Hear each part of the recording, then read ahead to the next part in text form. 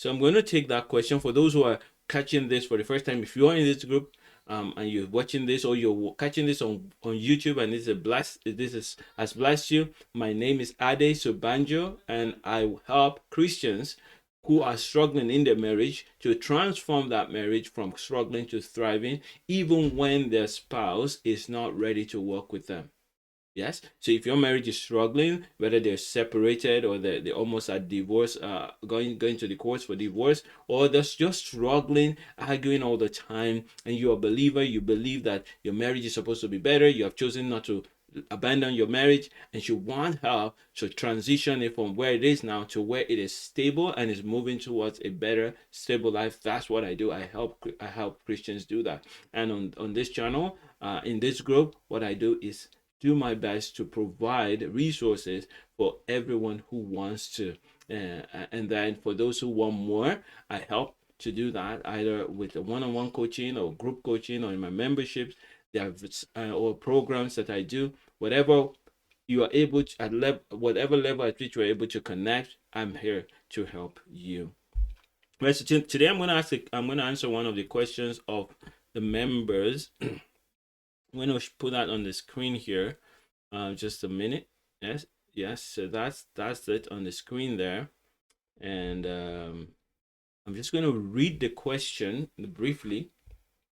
I'll read the question, and then I'll try to answer that. So here's the question. I believe this is from Grace, and she's saying that I believe that the pain that I feel right now in my marriage and that she's experiencing right now, that she's responsible for it. And she says there are two things that makes her think she's responsible for the pain that she's going through.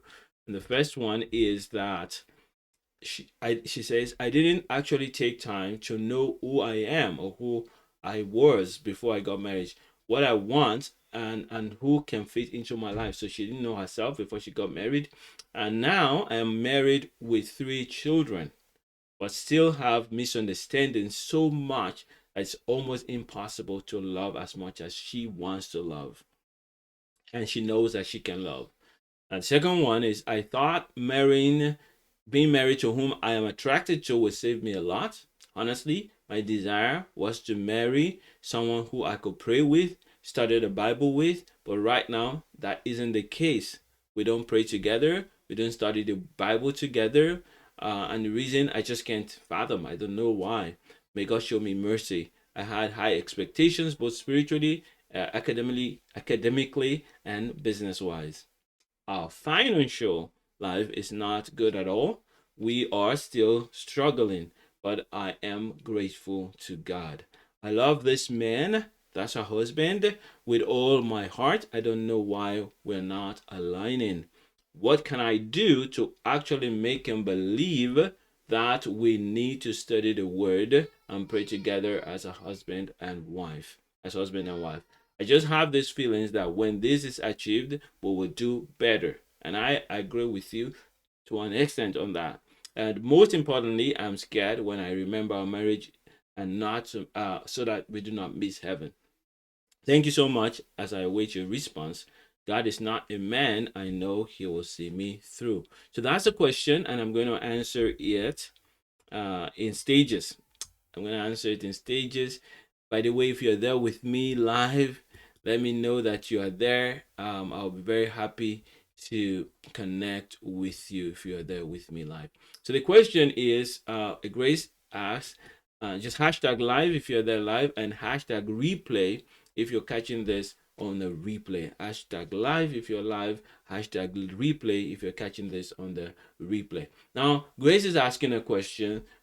She's feeling very sad that she married quite young before she figured out what she really wanted, and she just went with the person that she really felt attracted to and loved so much. And she was expecting that when they got married, they're just going to be reading the Bible together, praying together, building their lives together, building their business together, growing together in their mind as they're growing in the spirit and all of that. And as she went on in the marriage. Now they have 3 children. They're constantly arguing, and they're not praying together. They're not reading the Bible together. And she's wondering, is there a way to make this happen? Can we get to the place that I've been dreaming about, where my husband will pray with me, will read the Bible with me, will do business together, our finances will just keep getting better year after year, and we will be able to do all the things that we believe God has called me to? Can I do that? Is that possible? And I want to say, yes, you can. Yes, you can. That's what God designed you for. And not only you can, if you are ready to follow the process, you will. Not only you can, you will, because it's not only you that wants that. I know your husband wants that as well, that peaceful, joyful marriage, and God is invested in that too. So you want something, your husband wants it, God wants it. Then there's nothing that should stop you. There's only one person and one being that doesn't want it, and that's the devil, and it's working really hard to stop you right now. All right, it's working really hard to stop you right now. So Grace, pay attention, and we're going to follow this process. And all those graces out there, you are having the same problem, finding it difficult to connect with your husband spiritually. Excuse me. Get some water here.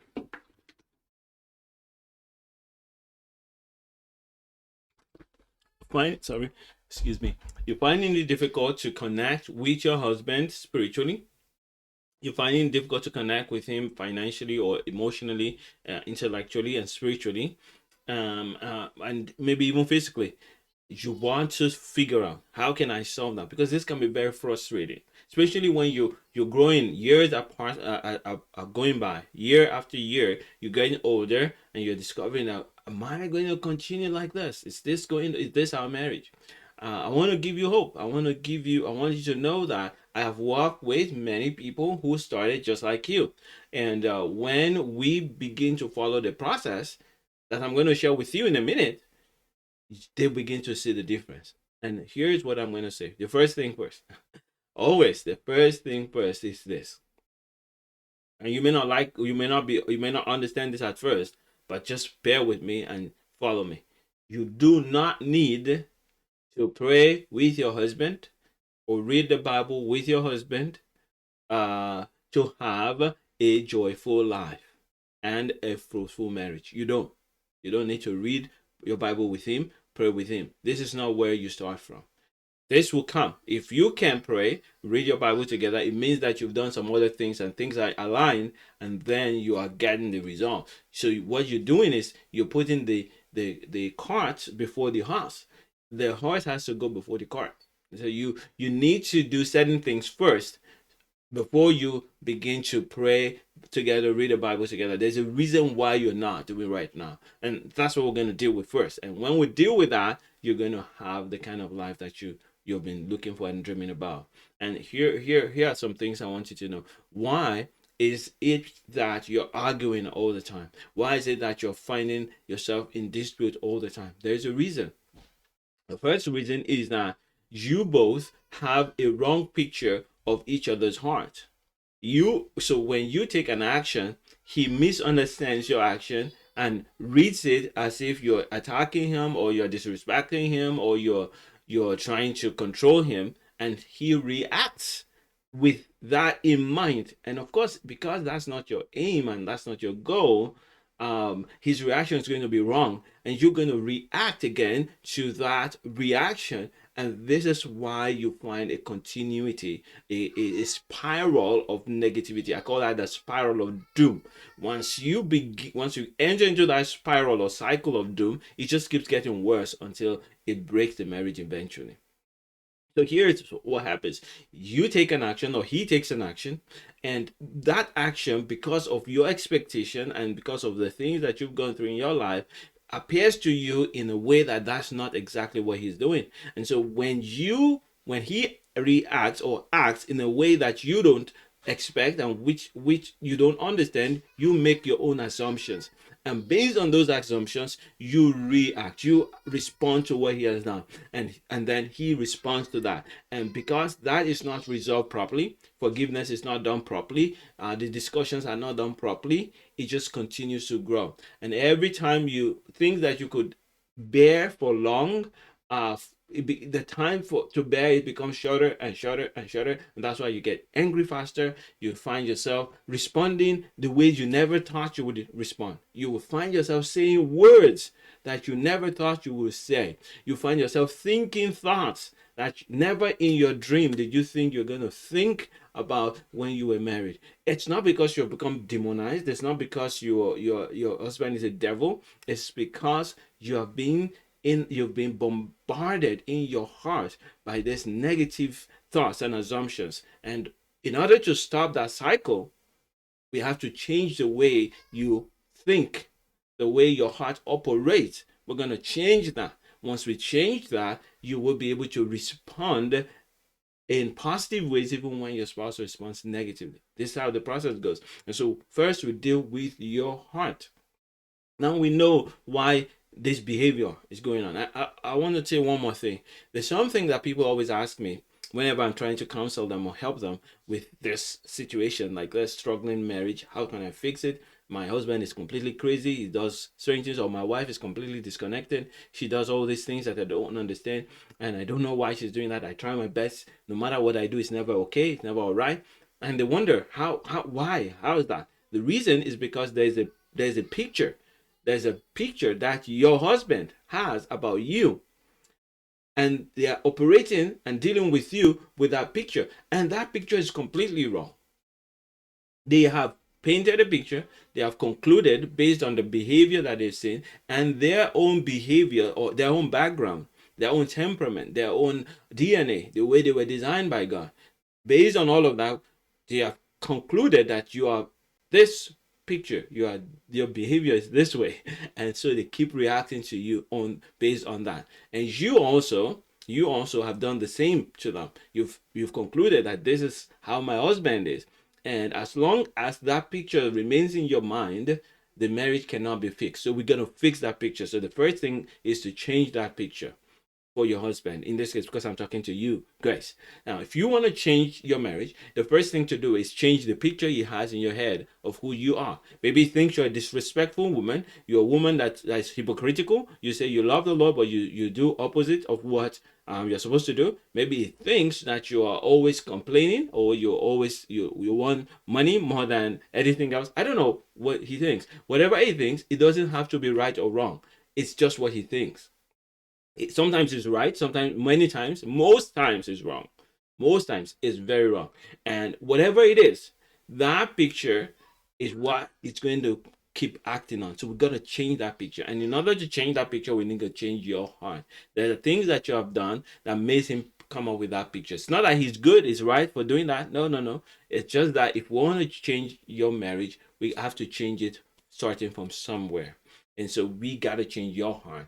And the first thing I want to say, that in order to change your heart, here's what you got to first settle: that your joy is not attached to your husband's behavior.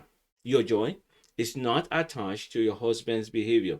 Your husband can behave anyhow he likes, not choose not to read the Bible with you, choose not to even go to church with you, choose not to give you any portion of his own money, and choose to speak whatever the way he wants to speak. He has a right to do all of that, and you can still live your life with peace and joy. Why do I say that? Because joy is not a function of what others do. Joy is a function of your connection with God.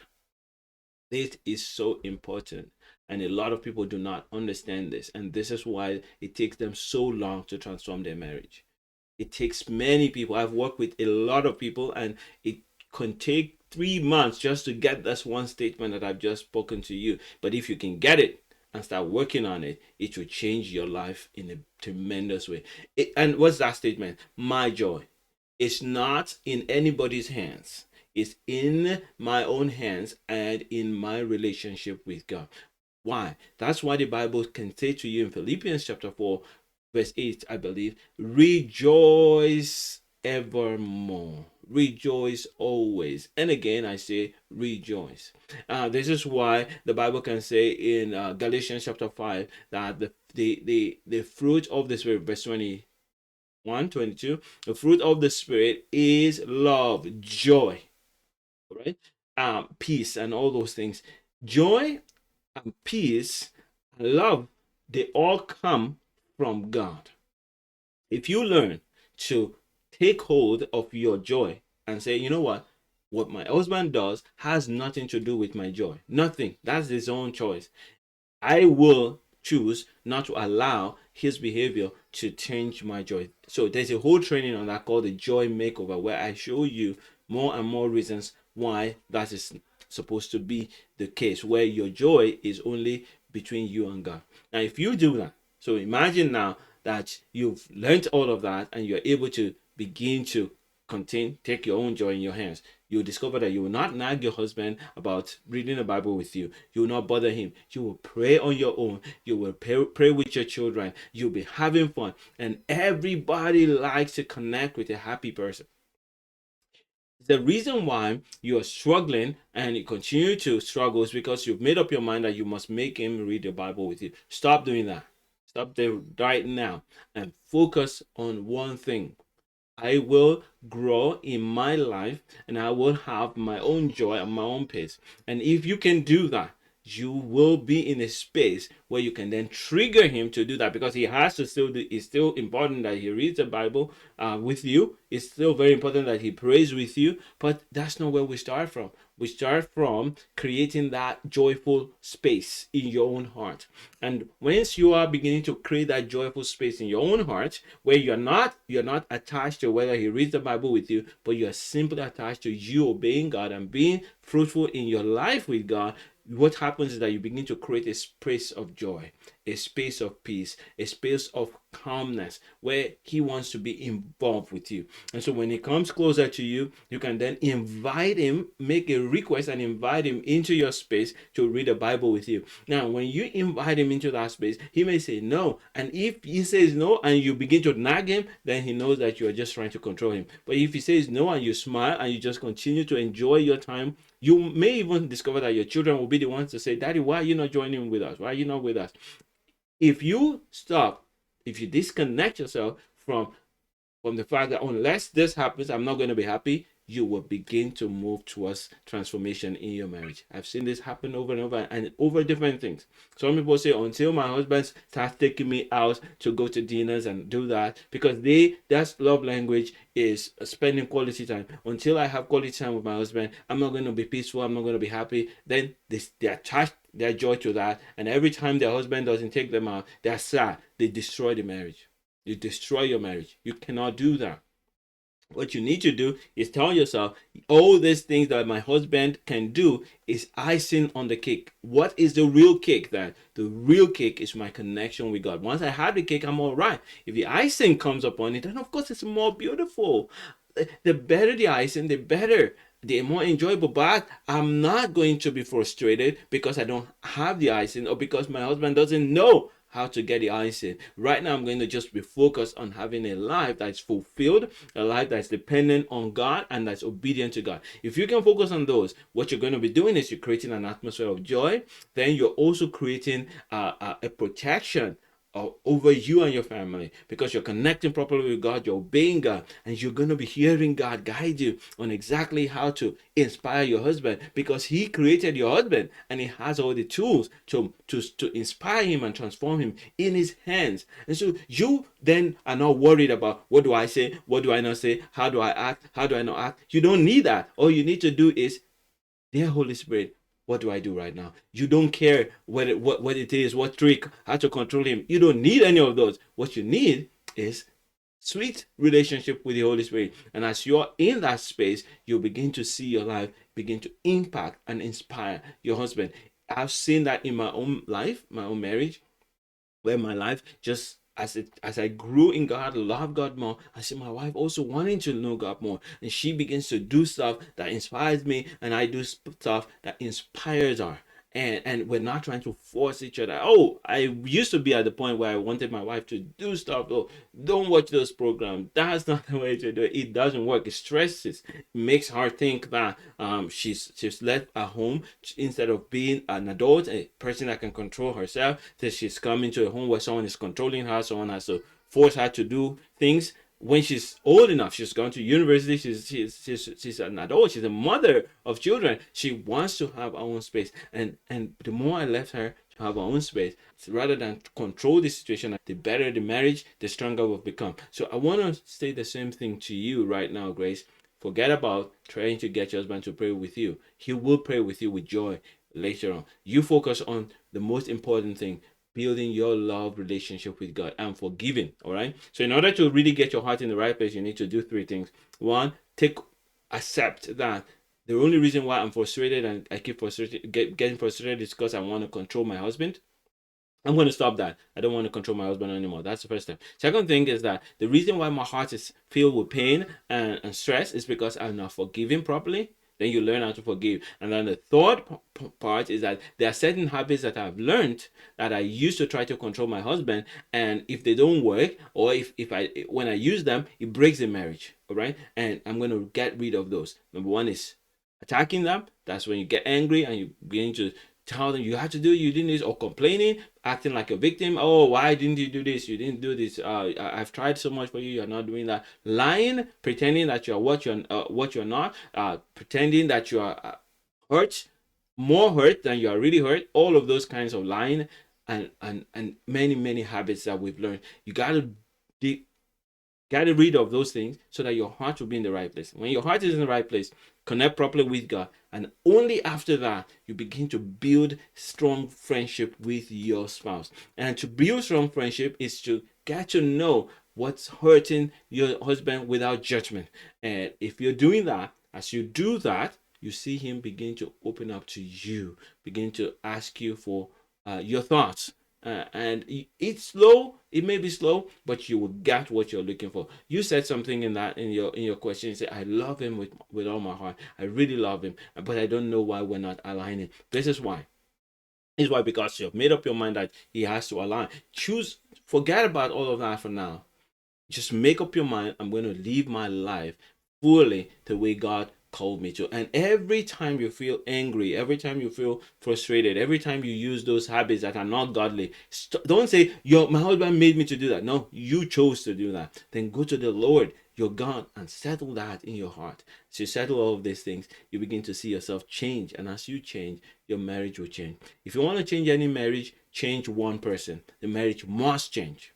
Because a marriage is nothing but a combination of two people who are making choices. That's what a marriage is. There's nothing inside a marriage other than two people making choices. So if one person stops making choices the way they were making before, the marriage is going to change. And the other spouse does not have any choice but to react to the new behavior of their spouse, and that's how the marriage changes. If I want to change any marriage, we just have to start with changing one. Sometimes we are blessed when two people can change at the same time, so the marriage changes faster, but most times you cannot get that. You can only change one at a time. So but once you change one, the other person has to react to the new behavior, and if they react to the new behavior, it's going to have to be in a more positive way, because the change in the one person is more positive. Right. I hope this has helped you in a way to have hope that your marriage can be restored. Secondly, to have something to start working on. And if you need more information on how to do that, you can, number one, join the masterclass. I'm sorry I didn't tell you that earlier on. I usually like to say that at the beginning of the show. There's a masterclass that I'm going to do tomorrow. Tomorrow for June, I do it every month. Tomorrow I'm going to do a masterclass where I show you the 5 things you got to do. Some of the things that I've said here, I'm going to elaborate more on them and show you how they tie together. So those 5 things, I'm going to share them in a masterclass tomorrow. If you want to be part of that, please register adesobanjo.com/masterclass. adesobanjo.com/masterclass. Join that masterclass, and I will tell you more, and you can continue to grow in your marriage. All right, so that is where I'm going to stop for today. I just want to mention to you that if you are watching this for the first time and you've been blessed, do not hesitate, if you're catching this on YouTube, to subscribe to the channel and share it with people who will be blessed by this. If you are in the Facebook group or you've never joined the Facebook group, please go ahead and join. The description, the link to that will be in the description of the video. Respond to this video with your questions. If you have any questions, put them there. I go through my questions from time to time, and I answer them first come first serve basis. If you want more, reach out to me by email. If you have not gotten my PDF, my 1-page cheat sheet on how to rebuild friendship, renew passion in a marriage, just a page that brings all the things that you need to do quickly to your mind. I use that for my clients. If you want that, then go to adesobanja.com/friends. Put the link in the description as well, adesobanja.com/friends. You can download the PDF, and of course you will get my email, and you will also be on my email list, so that when anything fun is happening, you will be one of the first to hear about it. So I pray that the hands of the Lord will rest on you and everyone who will watch this video, that the grace of the Lord will rest upon you. You will find strength to recover your marriage and inspire your husband, your wife, to love, to more love, and to more of the purpose for which God has called you, in the name of Jesus. So yes, the Lord bless you, Grace. Go ahead and practice those things that we've talked about. Recover your joy, release those negativities, connect properly with God, and let your life just be flow without attaching your joy to the behavior of your husband.